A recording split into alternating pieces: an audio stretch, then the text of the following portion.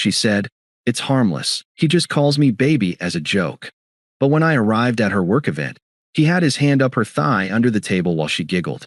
I walked out without a word. Now she's begging me to talk this out like adults. Hey viewers, before we move on to the video, please make sure to subscribe to the channel and hit the like button if you want to see more stories like this. Thanks. It's harmless. That's just how Julian talks. He calls everyone baby or sweetie as a joke. Don't make this weird, OP. You're projecting your own insecurities onto my career. That was the sentence. That was the collection of words that kept me in a state of paralysis for 3 months. It was the sentence that made me question my own sanity, my own eyes, and the gut instinct that had been screaming at me since Elena started her new job at the marketing firm. I'm 31. I'm an architect. I deal in structures, foundations, and load-bearing walls. If a foundation is cracked, you don't paint over it. You fix it or you condemn the building. But in my relationship with Elena, I was letting her paint over cracks that were widening by the day. We had been together for 3 years. They were good years. Solid. We were talking about buying a place in the suburbs, maybe getting a dog. I was the steady hand on the wheel. She was the vibrant, chaotic energy that made life fun. But everything shifted when she landed the account executive role. It was a big step up. More money, more travel, and a work hard, play hard culture that seemed to demand total immersion. Enter Julian. At first, Julian was just a name dropped casually over dinner. Julian had this crazy idea for the pitch. Julian brought bagels for the team. Julian is so funny, you'd love him. He was the senior VP of sales, a legend in the office.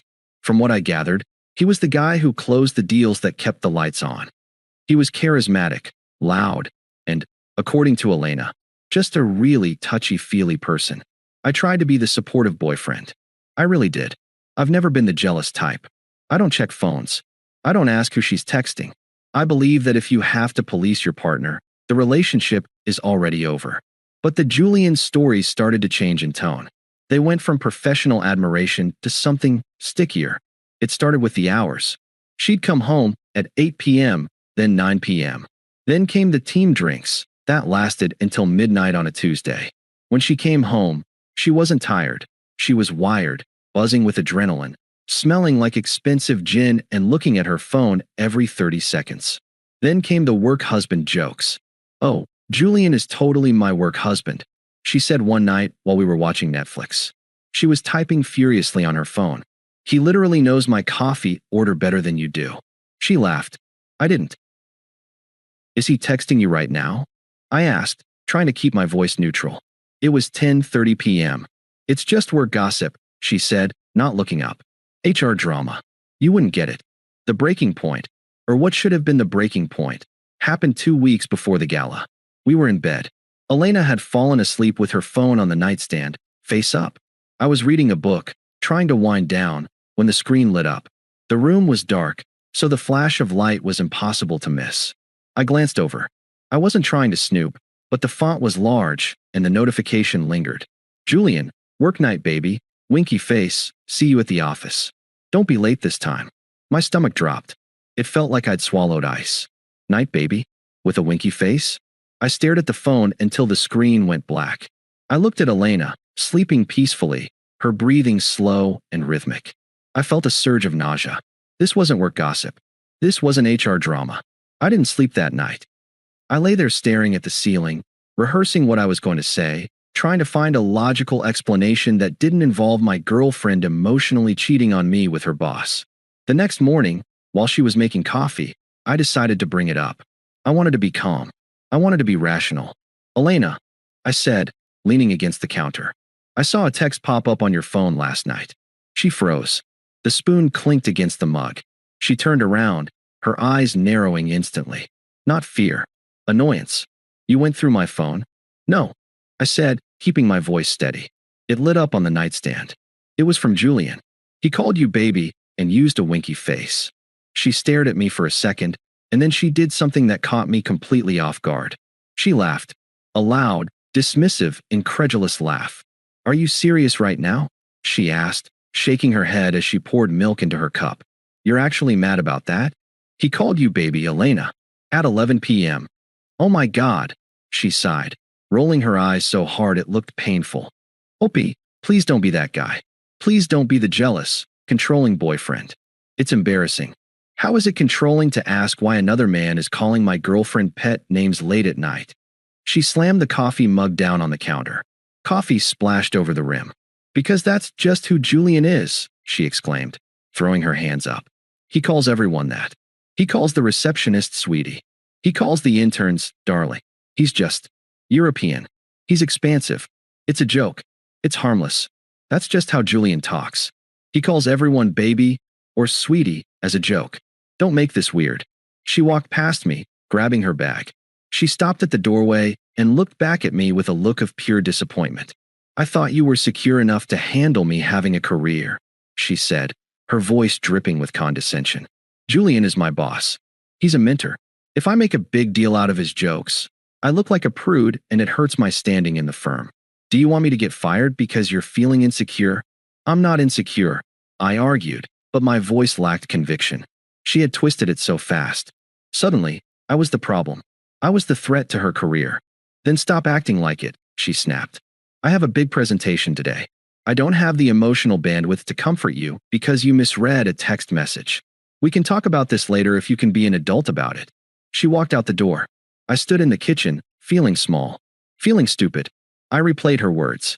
He calls everyone that. It's a joke. Maybe she was right, I told myself. Maybe corporate culture had changed and I was just old-fashioned. Maybe I was being insecure. After all, Elena was beautiful and charismatic. Of course men would flirt with her.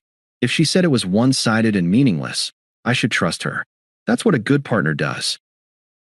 I swallowed the doubt. I pushed it down deep, into the pit of my stomach where the ulcers grow. I'm sorry, I texted her later that day. Good luck with the presentation. She replied instantly. Thanks. Love you. Don't worry about Julian. He's annoying anyway, lol. I exhaled. I let it go. I was an idiot. 2 weeks later, the annual company gala arrived. It was a black tie event at one of the swankiest hotels in the city. Elena had bought a new dress, a stunning, backless emerald green gown that cost more than my first car. She had been talking about this night for months. It's a big networking opportunity, she had told me while fixing her hair in the mirror. Julian is going to introduce me to the regional directors. I need you to be charming. Can you be charming? And please, don't give Julian the death stare. Be normal. I'll be normal, I promised, adjusting my tie. I'll be the perfect +1. I looked at myself in the mirror. I looked put together. I looked like a man who had a handle on things. But as we walked into the ballroom, under the crystal chandeliers and the hum of expensive conversation, I felt that cold weight in my stomach return. I scanned the room. It didn't take long to find him. Julian was standing near the bar, holding a scotch, surrounded by a circle of laughing people. He was older than I expected, maybe 45, with silver fox hair and a suit that fit him a little too perfectly. He radiated that specific kind of arrogance that passes for confidence in sales. Elena squeezed my hand. Come on, she whispered, her eyes lighting up. Let's go say hi. She wasn't squeezing my hand for comfort. She was dragging me toward him.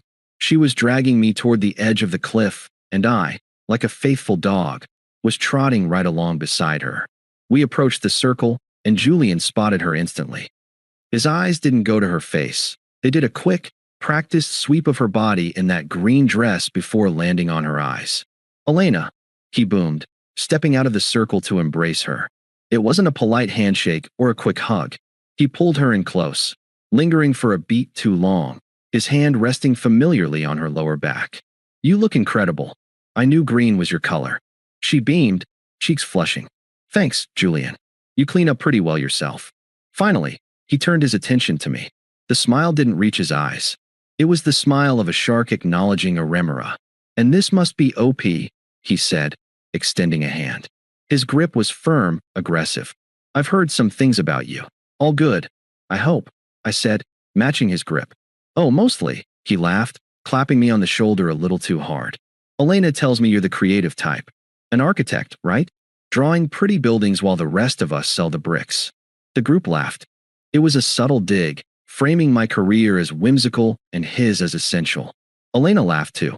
That stung more than his comment. Something like that, I replied coolly. The cocktail hour was excruciating. I stood there holding a lukewarm beer while Elena and Julian finished each other's sentences. They spoke in a shorthand I couldn't parse. Acronyms, office nicknames, references to lunches I didn't know they had taken.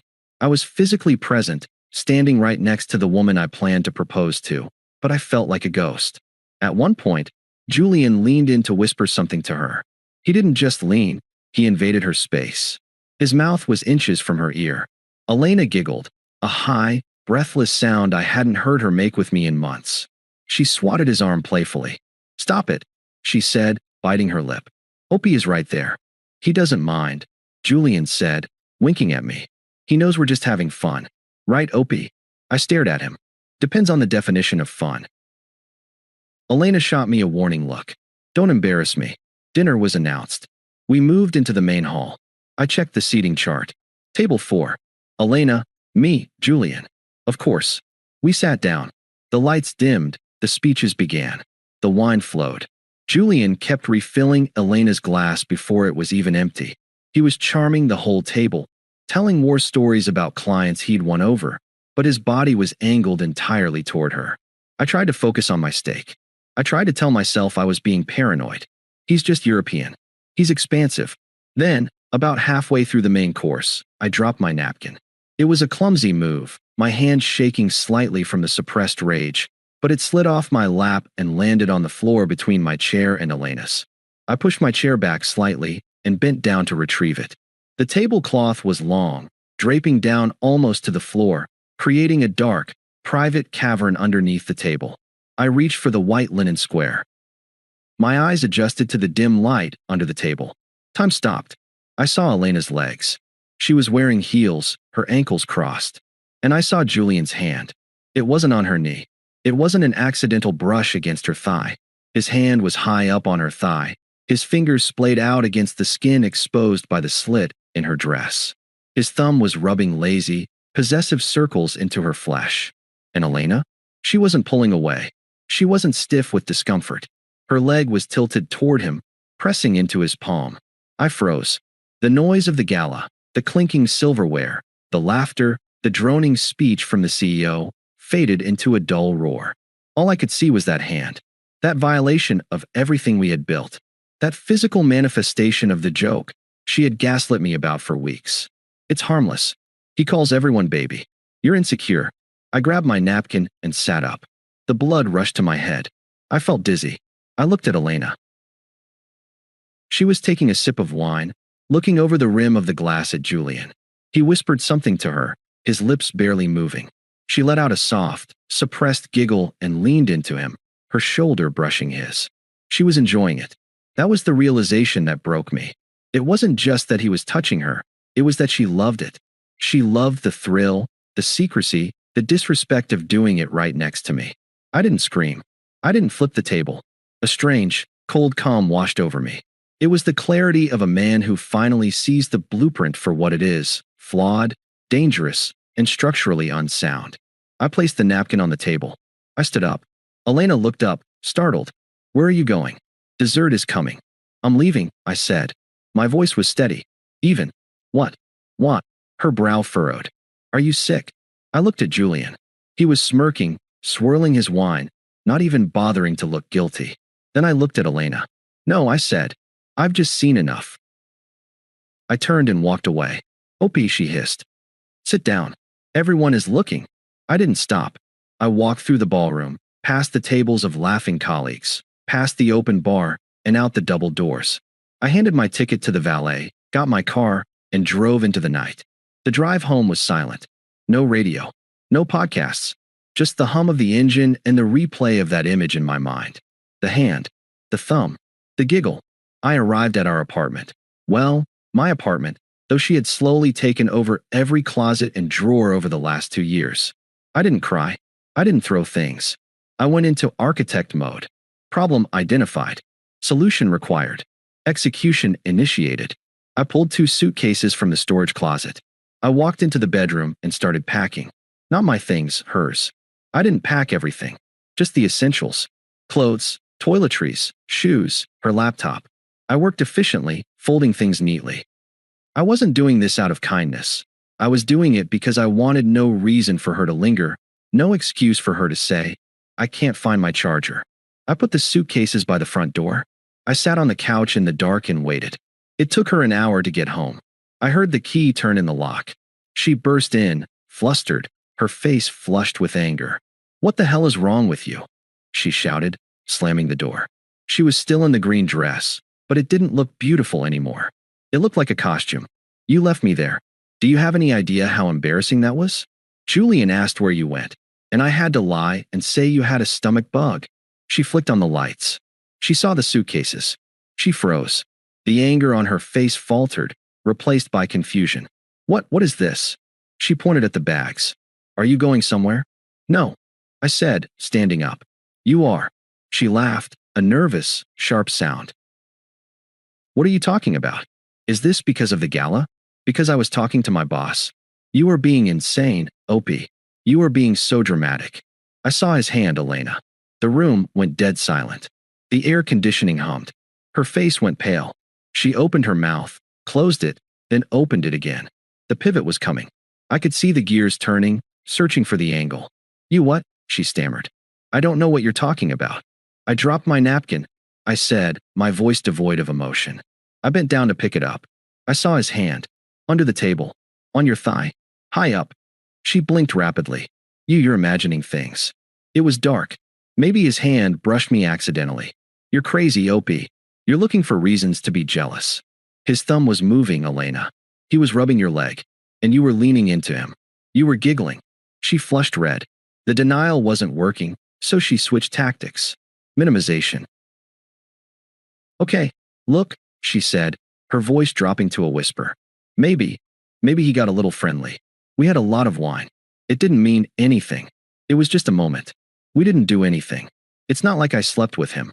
You let another man grope you while your boyfriend sat 12 inches away, I said. You let him disrespect me. You let him disrespect us, and you enjoyed it. You called me insecure for weeks because I sensed this was happening. You made me feel crazy. It was a mistake, she cried, tears finally welling up. I'm sorry. I was drunk. I was caught up in the moment. It won't happen again. Please, OP, don't throw away 3 years over one stupid drunken moment. It wasn't one moment, I said. It was the texts, the late nights, the baby. This was the finale, Elena. I'm not interested in the encore. You can't just kick me out, she screamed, panic setting in. I live here. My name is on the lease. I reminded her. I paid the deposit. I pay the rent. You transfer me money for groceries. You have a sister in the city. Go there. Opie, please, she sobbed, reaching for me. She tried to grab my hand. I stepped back. I didn't want her touching me. The thought of her skin made my skin crawl. Take your bags, I said. I'll box up the rest of your stuff this weekend. You can come get it when I'm not here. Leave the key. She stared at me, realizing for the first time that the nice, safe, boring guy she had taken for granted had a breaking point, and she had smashed right through it. She grabbed the handles of the suitcases, sobbing loudly, making a show of her heartbreak. You're going to regret this, she choked out. You're throwing away the best thing that ever happened to you because of your ego. Goodbye, Elena. She slammed the door behind her. I walked over, locked the deadbolt, and engaged the chain. Then, I went to the kitchen, poured the rest of the wine she had bought down the sink, and deleted her number from my phone. The next few weeks were a blur of silence. I blocked her on everything. Instagram, Facebook, TikTok, LinkedIn. I blocked her number. But the silence wasn't empty. It was peaceful. I hadn't realized how much noise she brought into my life.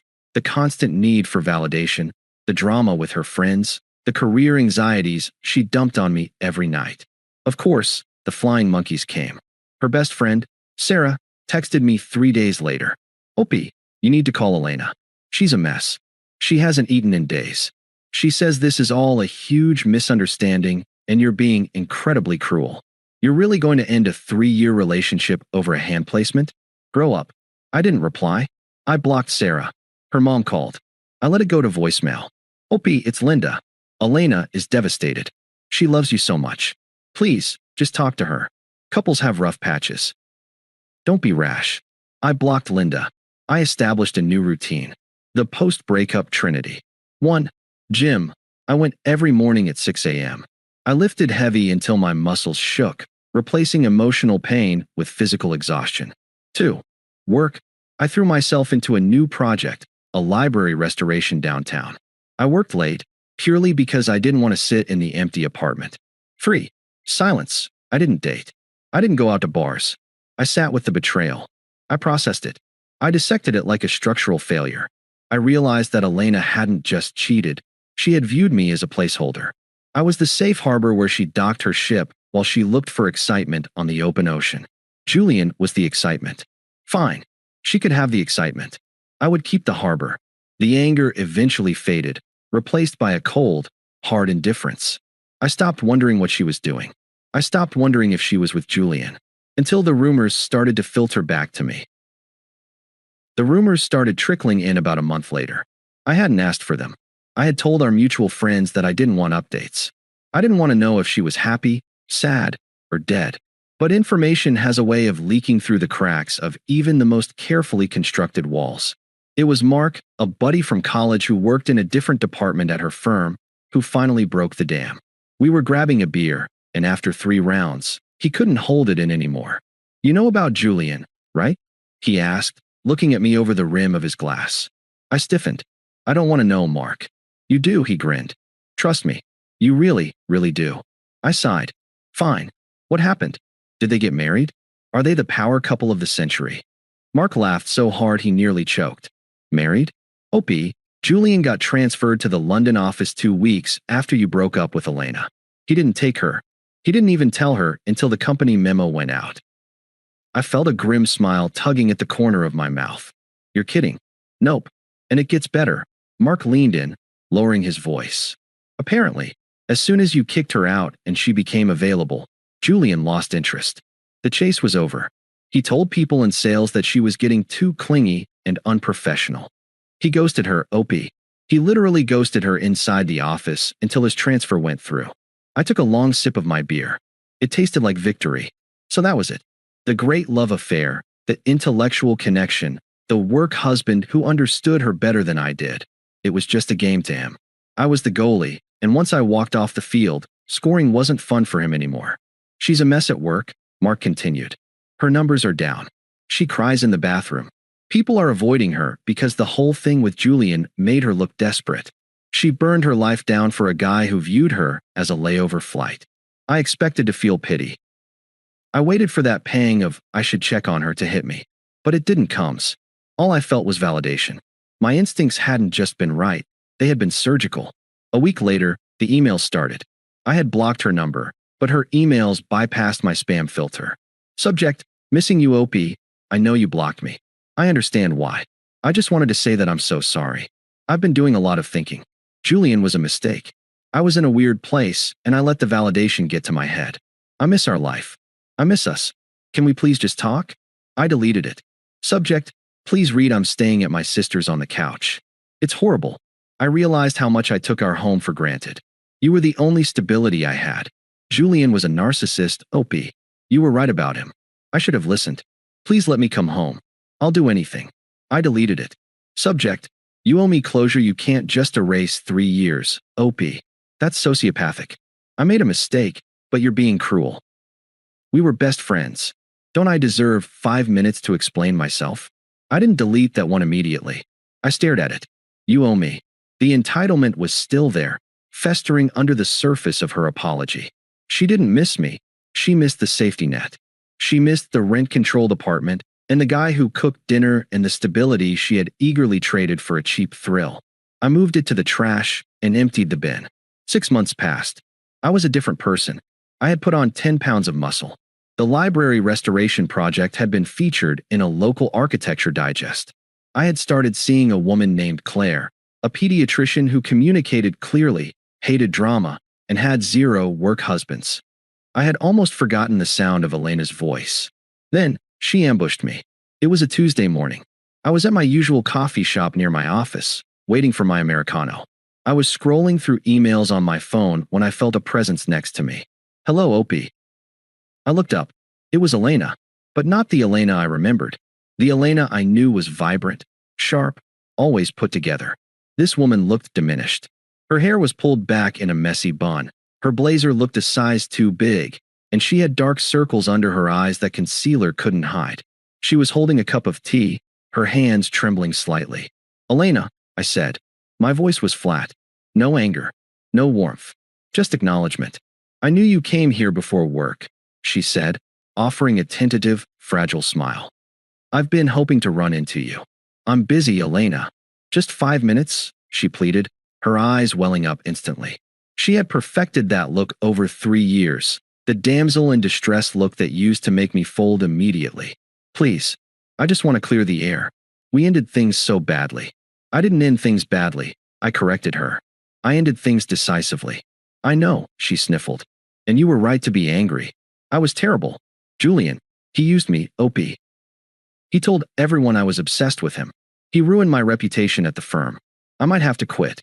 She paused, waiting for me to comfort her, waiting for me to say, "That's awful," or "I'm sorry to hear that." I just looked at her. "That sounds like a difficult work environment," I said. It was the kind of sentence you say to a stranger at a bus stop. She flinched. The coldness hit her harder than shouting would have. "Is that it?" she whispered. "You don't even care? After everything we went through? I'm struggling, OP. I'm really struggling." She took a step closer, reaching out to touch my arm. "I miss you. I miss who I was with you. You made me a better person. Can't we just grab dinner? Start over? I promise, I'm different now. I learned my lesson." I stepped back, avoiding her touch. "You aren't listening," I said calmly. "I am. I know I hurt you."